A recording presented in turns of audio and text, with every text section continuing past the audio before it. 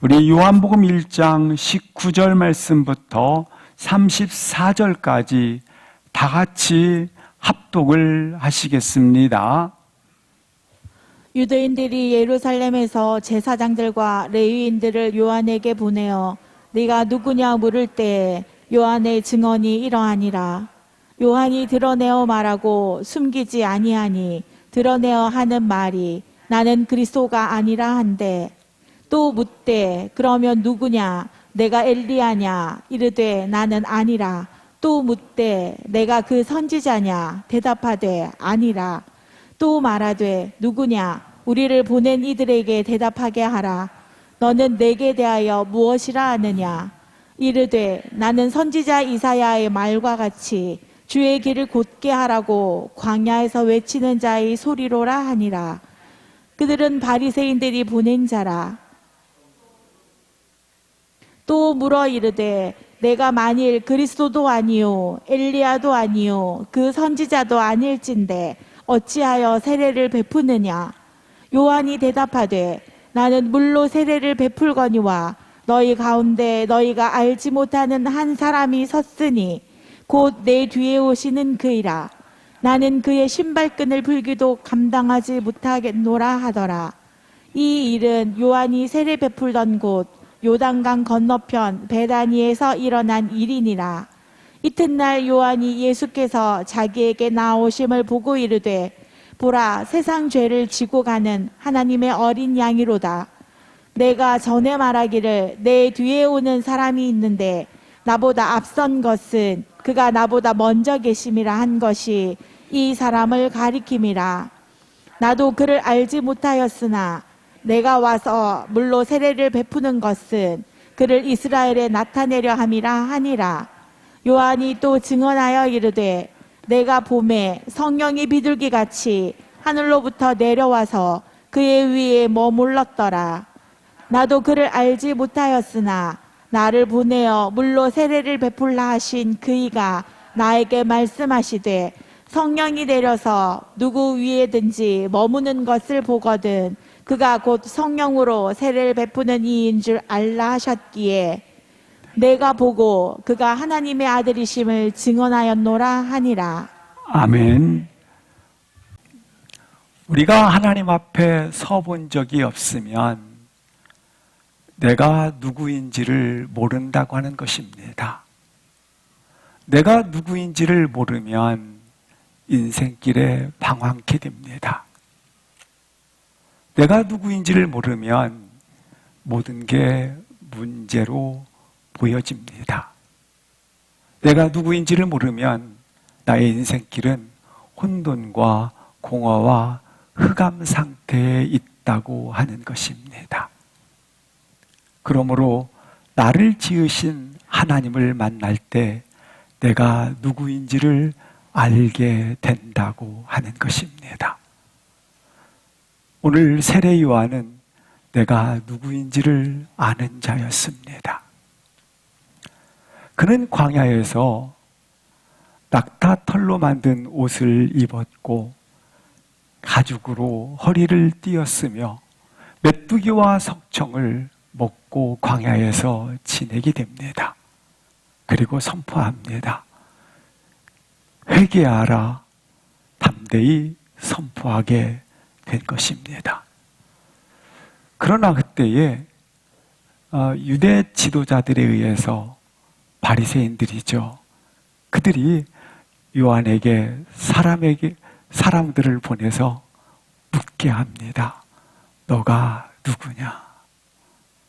너가 누구냐? 19절 말씀을 합독하시겠습니다. 19절 말씀을 함께 합독하시겠습니다. 유대인들이 예루살렘에서 제사장들과 레위인들을 요한에게 보내어 내가 누구냐 물을 때에 요한의 증언이 이러하니라.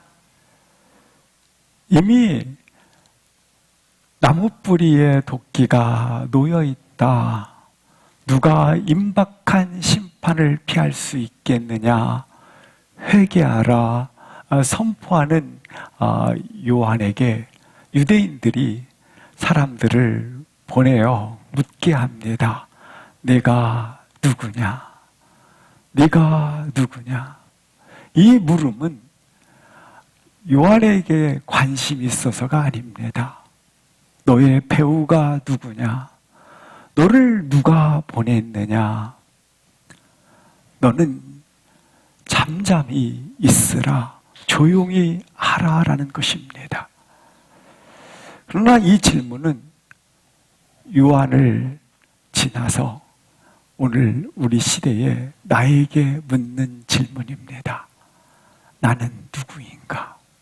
너는 누구냐입니다. 지금 나에게 전해지는 질문 하나, 너는 누구냐? 요한복음 1장 6절에 이렇게 말씀하고 있습니다. 하나님께로부터 보내심을 받은 나입니다. 내가 누군지를 다시 한번 확인할 수 있기를 바랍니다.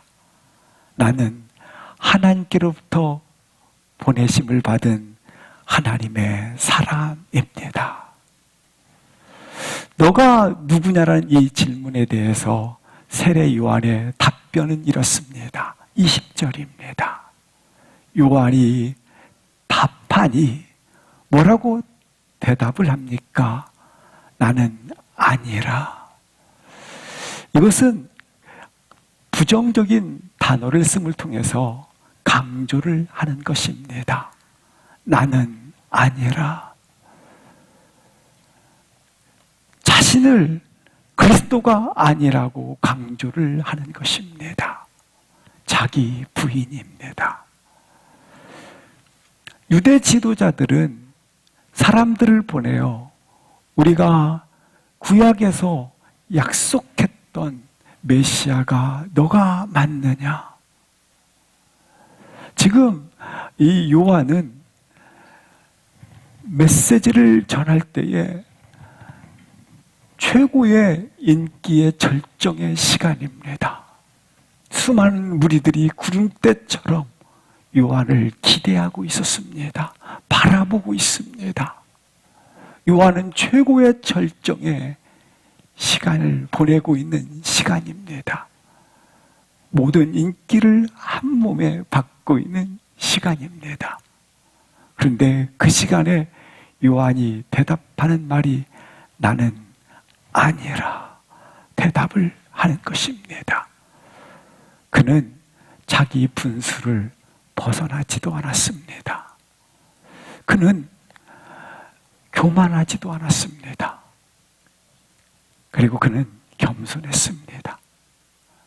나는 그리스도가 아니라. 왜 이렇게 답할 수 있었겠습니까? 그것은 요한복음 1장 34절 말씀에 보면 요한이 보았기 때문에 그렇습니다. 무엇을 보았는가? 요한은 예수 그리스도 안에 있는 하나님의 영광을 보았기 때문에 분명하게 그는 답을 한 겁니다. 나는 그리스도가 아니라. 세례 요한은 유혹에 넘어가지도 않았고 교만치도 않았고 자기 분수를 지키게 됩니다. 어떻게 이 대답이 가능했습니까? 보았기 때문에 그렇습니다. 이 사실을 모르면 지나치게 자기에게 집중할 수 있습니다. 자기를 지나치게 강조하는 함정에 빠질 수 있습니다. 자기를 너무 중요하게 여길 수 있다라고 하는 것입니다. 엘리야가 그 대표적인 예 중에 하나입니다. 엘리야는 이세벨이 죽이라는 명령을 듣고 그는 도망간 곳이 로뎀 나무 아래로 도망갑니다. 살려고 도망을 간 것입니다. 그러나 그 로뎀 나무 아래서 엘리야는 이렇게 토로합니다. 항변합니다. 하나님, 차라리 나를 죽여 주십시오. 차라리 날 죽여 주십시오. 왜 그렇게 하였는가? 열왕기상 17장 14절 말씀에 보면 이렇게 19장 14절에 보면 이렇게 말씀하고 있습니다. 나만 나이다. 나는 나의 열심이 득심이옵니다. 내가 열심이 득심이고 나만 나이다. 내 생명을 찾습니다. 이렇게 나에게 집착을 한 것입니다. 지나치게 자기를 강조하는 함정에 빠진 것입니다. 나만 남았습니다. 나만 찾습니다. 내 생명을 찾습니다. 나는 열심히 득심입니다.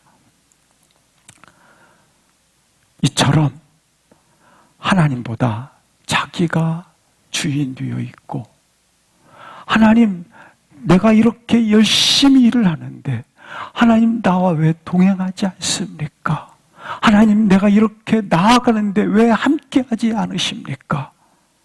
자기도 모르는 사이에 이처럼 하나님 자리를 대신하여 앉아 있었다고 하는 것입니다.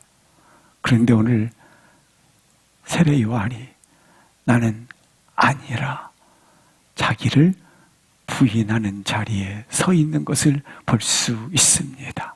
우리 예수님은 자기를 부인하면서 평생 하나님을 드러내기 위해서 마지막에는 십자가의 제물이 되기까지 하나님을 드러내셨습니다.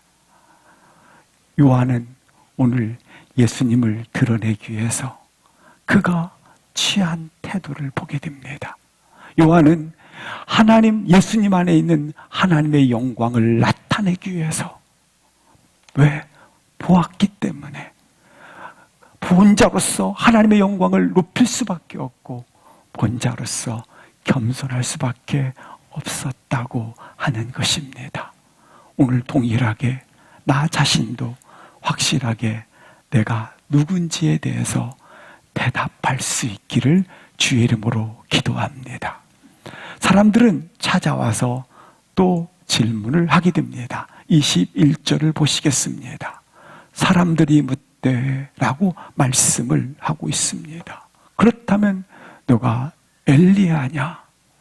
성경적 근거를 갖고 있습니다. 말라기 4장 5절 말씀에 보면 이렇게 말씀하고 있습니다. 예수 그리스도 하나님의 아들, 그가 이 땅에 오기 전에 하나님이 약속하신 것이 있는데 선지자 엘리야를 너희에게 보낼 것이다. 이렇게 하나님이 약속을 하신 겁니다. 근데 엘리야는 잘 아시는 것처럼 죽음을 보지 않고 그는 승천한 자이가 아니겠습니까? 따라서 그가 다시 올 것이다라는 사모함과 기대감을 가지고 있었던 것이 이스라엘 백성들입니다. 그래서 사람들을 보내서 하는 말이 21절을 다시 보시면 네가 그 다시 온 엘리야냐? 이렇게 묻게 되었다고 하는 것입니다. 이스라엘 백성들은 메시아가 다시 올 것이라는, 메시아가 오신다라는 것을 기대하고 있었고, 메시아가 오기 전에 반드시 올 것이라는 것을 사모하고 있었는데, 그렇다면 네가 엘리야냐? 그러자 나는 아니라. 또 묻습니다. 그렇다면 선지자냐? 이 또한 성경적 근거로 찾아와서 묻는 것입니다. 대답하되 아니라. 신명기 18장 15절 보시겠습니다. 메시아가 오기 전에 하나님께서 약속한 것이 있는데 이렇게 말씀하고 있습니다. 모세와 같이 충성된 자를 반드시 메시아가 오기 전에 보내리라. 이렇게 약속했습니다. 그러니까 그러면 너가 모세와 같은 선지자냐? 이렇게 묻는 겁니다. 그러자 요한복음 다시 1장 21절에 아니라. 그렇다면 너는 너를 어떤 자라고 생각을 하느냐? 너는 너를 어떻게 생각하느냐? 이렇게 묻게 된 겁니다. 22절, 23절 합독하시겠습니다. 말하되 누구냐? 우리를 보낸 이들에게 대답하게 하라. 너는 내게 대하여 무엇이라 하느냐? 이르되 나는 선지자 이사야의 말과 같이 주의 길을 곧게 하라고 광야에서 외치는 자의 소리로라 하니라. 22절 말씀처럼 엘리야도 아니요, 선지자도 아니요, 그리스도도 아니라고 대답했다. 그렇다면 너는 너 스스로, 너는 너를 누구라고 생각하느냐? 23절 보시겠습니다. 그러자 요한이 대답합니다. 나는 주의 말씀과 같이, 나는 나를 설명할 때 내 생각에는 나는 이런 사람입니다. 다른 사람이 나를 이렇게 생각합니다. 이게 내가 아니라는 거예요. 나는 누군가, 성경이 뭐라고 말씀하시는가를 밝히 깨닫는 것이 나라는 겁니다. 나는 선지자 이사야의 말과 같이 나는 이런 사람입니다.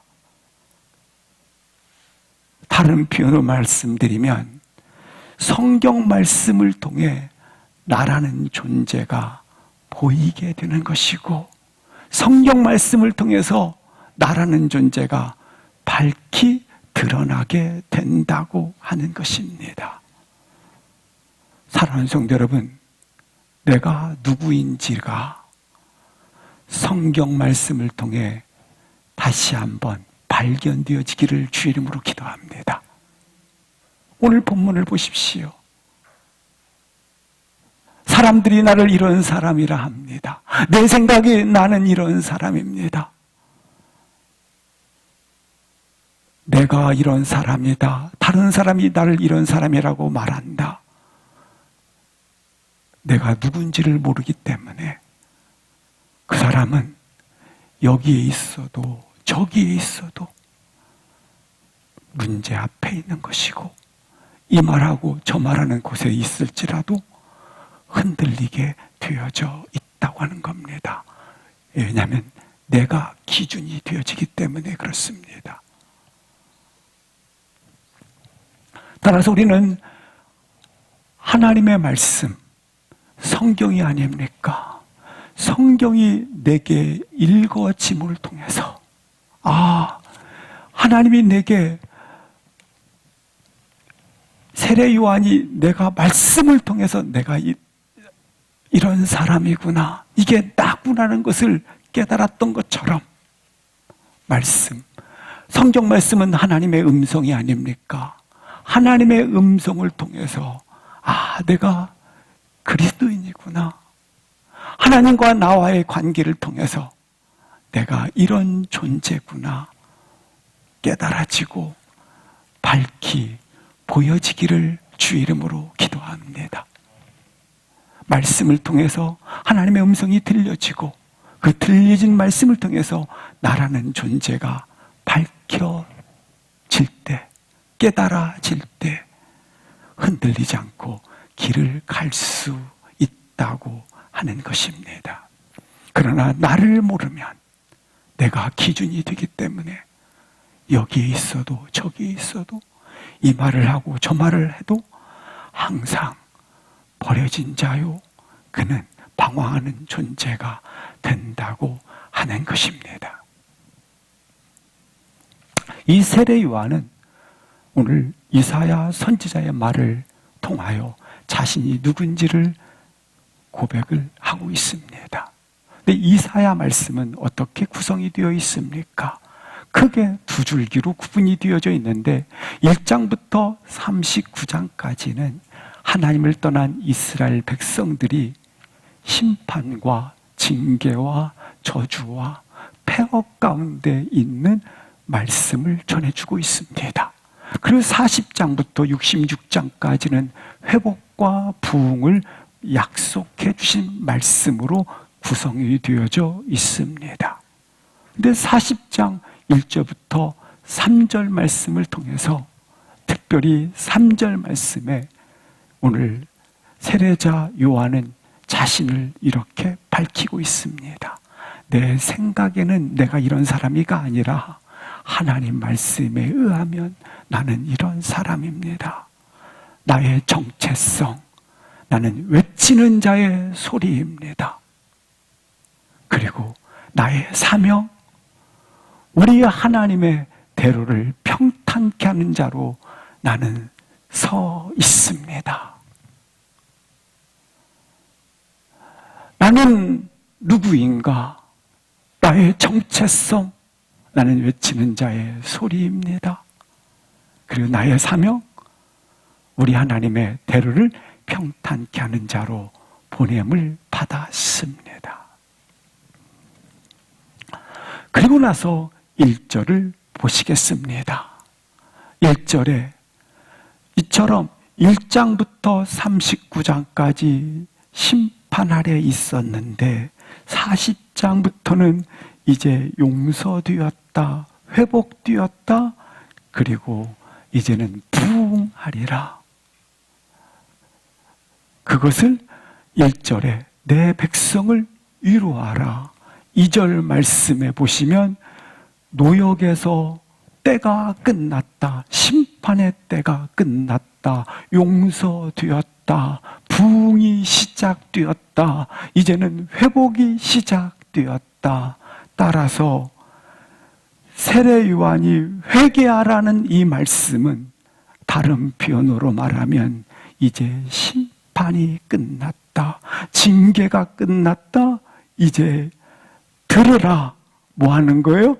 회복이 시작되었다, 부흥이 시작되었다, 다시 한번 용서가 시작되었다.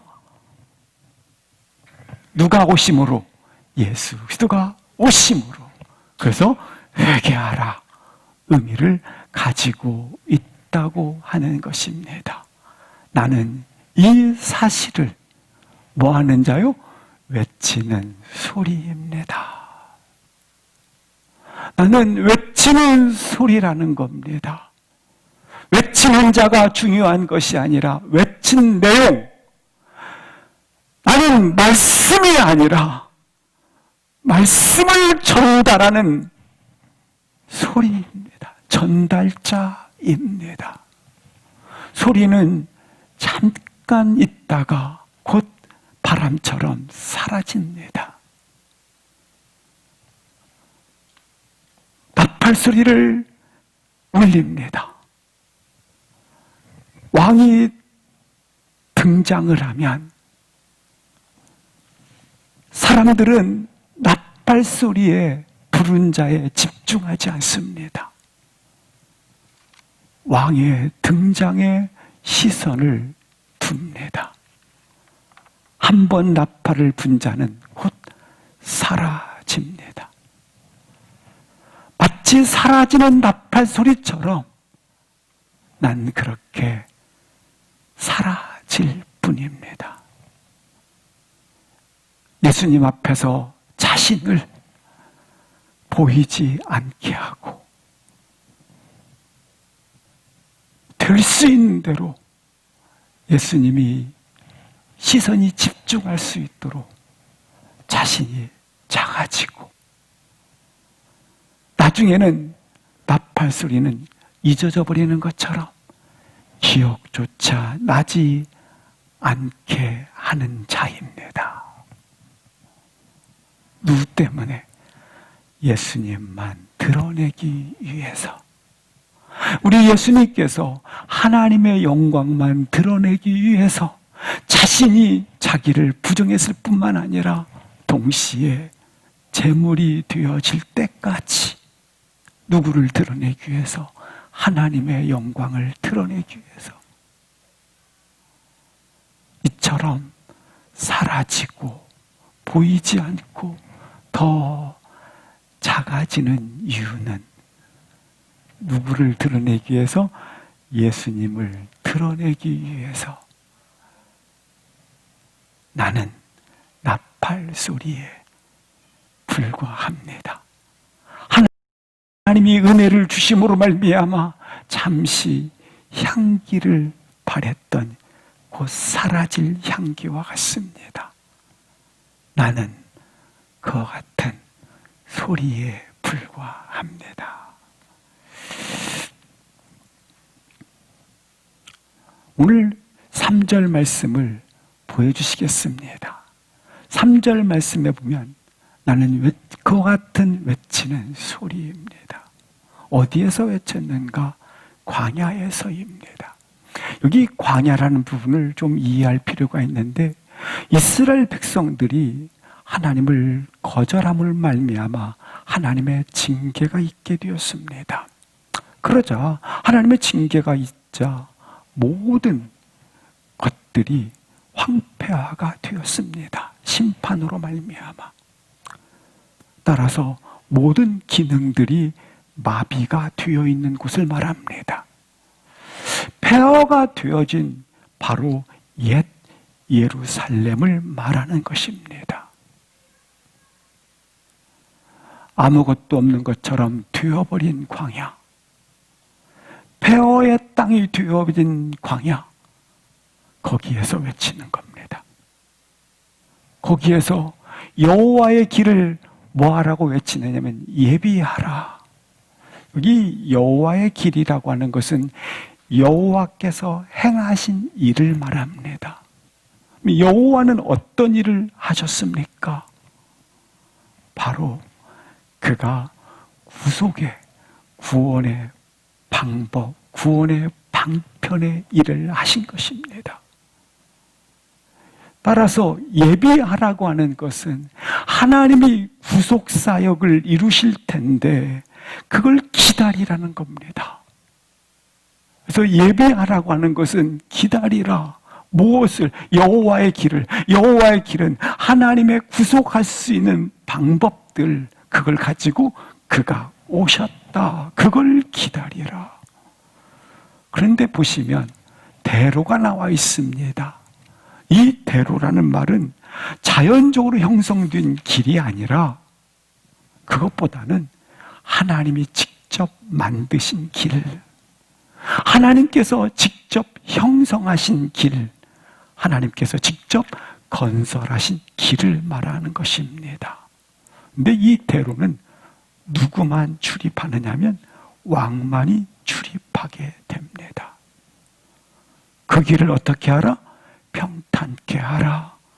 다른 말로 말하면 이스라엘 민족이 하나님을 떠남으로 말미암아 징계와 심판이 있었다. 그러나 하나님의 구원 계획을 가지시고 친히 인간의 몸을 입으시고 구속 계획 이 땅에 오셨다. 오셔서 잃어버린 자를 찾으셨고 부르셨고 붙드셔서 심판과 저주와 죽음 아래 있는 인간들을, 그의 자녀들을 찾으셔서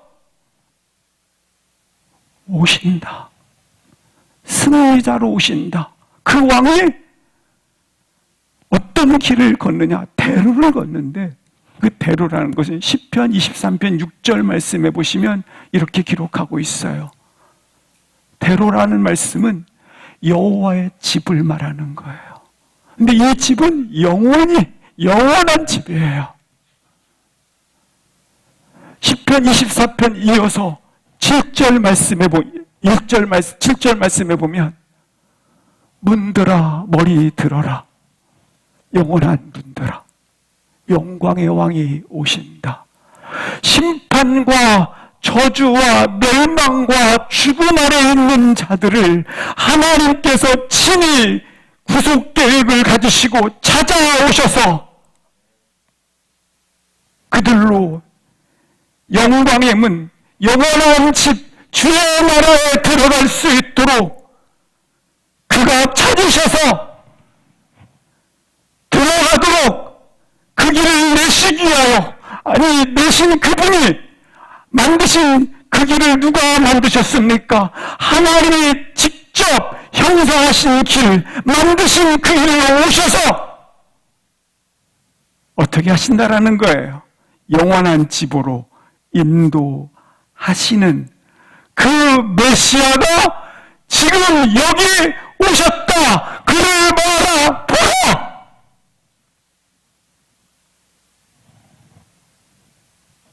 하나님의 구원 계획을 가지신 그분이 여기에 오셨다. 문들아 머리 들지어다. 영원한 문들아 그 문에 들어가시도록 심판 아래 있던 나를 여호와의 영원한 집으로 이끄시기 위하여 그가 오셨다. 나는 이 사실을 전하는 뭐에 불과할 뿐이다. 소리이다. 나는 이 사실을 외치는 소리입니다. 너 누구냐? 그러니까 물었잖아요. 그러니까 나는 이 사실을 외치는 소리입니다. 요한복음 1장 19절 말씀에 이렇게 요한의 증언이 이러하니라. 34절 말씀에 이 사실을 나는 뭐 했노라? 증언하였노라. 증언은 뭡니까? 본대로. 따라서 우리는 본 것은 뭐예요? 성경 아닙니까? 하나님의 음성 아닙니까? 따라서 이걸 증언해야 되는 곳이에요.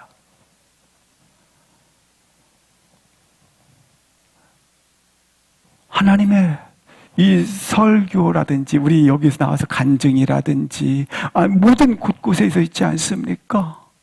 증언하였노라 이거 하는 곳이에요. 이거. 소설책 읽고 얘기하고 세미나 하는 곳으로 얘기하고 뭐 우스개 얘기하고 누구 뭐 좋은 사람 얘기하고 윤리적 장소가 아니에요. 뭐 하는 곳이에요? 증언하는 증언. 누구를? 예수 그리스도를.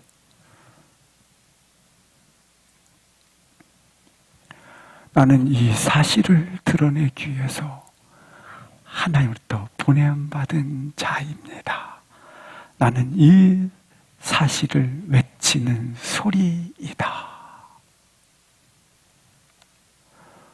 혹 징계 가운데 있고 심판 아래 있는 것 같고 이와 같이 폐허 가운데 있다고 갖가지 상황 가운데 놓여져 있으십니까? 오늘 세례자 요한이 이사야 40장 1절부터 3절 말씀을 자신의 말씀으로 붙들었던 것처럼 그 음성이 들려져서 소망이 회복되어지고 우리 가운데 아름다운 비전이 열려지기를 주의 이름으로 기도합니다. 계속해서 24절부터 28절에 보시면 이런 말씀이 있습니다. 그들이 보낸 자들은, 그들이라고 하는 건 누군가 하면 바리새인들이 보낸 자들입니다. 보낸 자들이 왔습니다. 그들은 지금 이 세례 요한이 자신들의 향해야 될 인기와 집중에 대해서 세례 요한 쪽으로 집중이 되니까 어찌 보면 분노심과 질투심 때문에 보내서 묻게 한 겁니다. 2절, 25절 보시겠습니다. 좋다. 물었는데 그리스도도 아니고 엘리야도 아니고 선지자도 아니라고 네가 대답을 했다. 그런데 네가 어떻게 자격이 없는데 세례를 베푸느냐. 그때 요한이 26절에 이렇게 대답을 합니다. 나는 물로 세례를 베푸니와 내 뒤에 오시는 한 분이 계신데 27절 압도하시겠습니다. 내 뒤에 오시는 그이라 나는 그의 신발끈을 풀기도 감당하지 못하겠노라 하더라.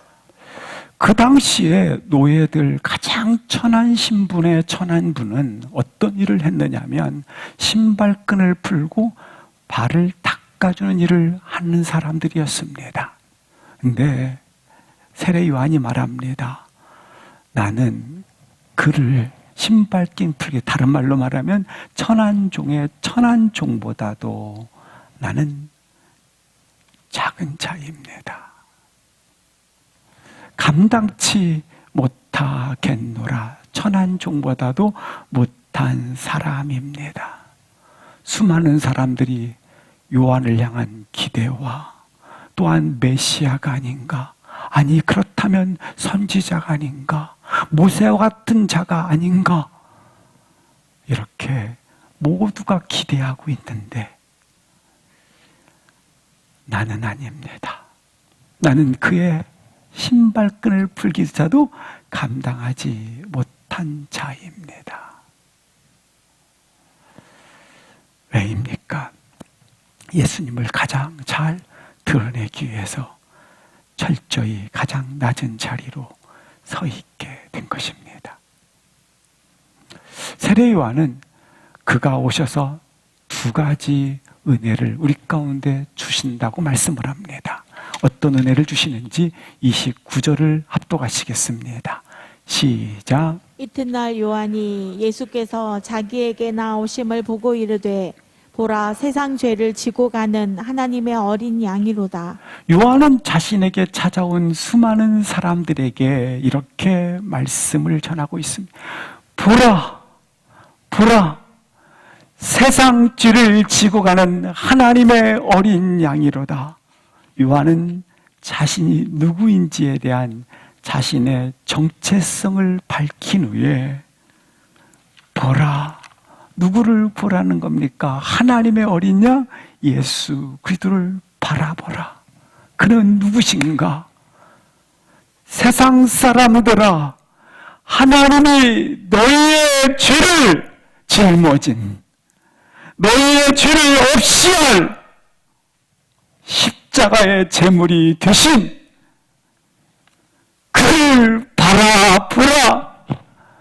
그가 오심으로 말미암아 너의 죄를 감당함으로 말미암아 너로 정죄치 않게 하리라. 예수 안에 있는 자는 결코 정죄함이 없느니라. 예수 안에 있는 생명과 성령의 법이 죄와 사망에서 너를 자유케 하였느니라. 예수 안에서 성령이 보내짐으로 말미암아 하나님을, 전능하신 하나님을 나의 아버지라 부를 수 있느니라.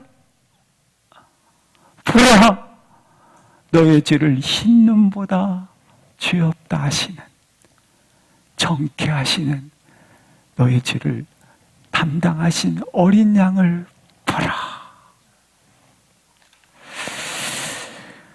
요한은 자신에게 찾아온 그 사람들에게 구원을 주시는 예수님을 바라보라고 하는 은혜를 열어가게 되는 것을 볼 수 있습니다.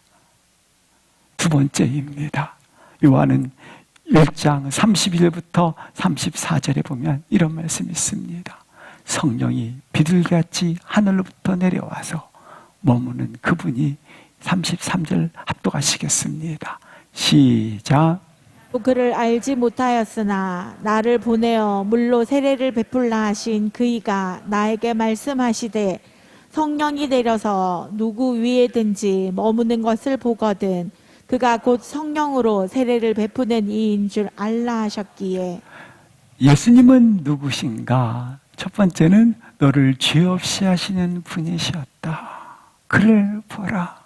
예수님은 누구신가? 그는 성령으로 세례를 베푸는 분이시다. 이걸 증거하는 거죠. 요한복음 14장 16절 말씀에 이렇게 말씀을 하고 있습니다. 다른 보혜사를 너희에게 보낼 텐데, 아버지께서 보낼 텐데, 그러니까 아버지가 보내는 영이라고 하는 것입니다. 16장 7절 말씀을 보시겠습니다. 그가 너희에게 어떻게 하리라? 오셔서 내가 떠나는 것이 너희에게 유익한데 내가 가서 보혜사 성령님을 너희에게 보내게 될 것이다. 그래서 우리 가운데 뭐가 임했습니까? 성령님의 기름 부심이 임했다고 하는 것입니다. 이 성령님을 우리 가운데 보내주신 이유가 있어요. 에베소 4장 30절 말씀에 보면 이런 말씀이 있습니다. 너희가 성령을 보내주심으로 말미암아 인치심을 받았느니라. 다른 말로 말하면 하나님의 소유가 되었느니라. 사랑하는 성도 여러분, 우리는 예수 그리스도 안에 있는 하나님의 영광을 본 자입니다. 그러므로 이 세상의 영광을 거들떠 보지 않는 담대함을 가질 수 있기를 바랍니다. 왜냐하면 우리는 예수님 안에 있는 하나님의 영광을 본 자이기 때문입니다. 두 가지를 섬길 수가 없습니다. 예수님 안에 있는 하나님의 영광을 본 자는 결코 세상 영광을 거들떠보지 않는 담대함을 가진 자입니다.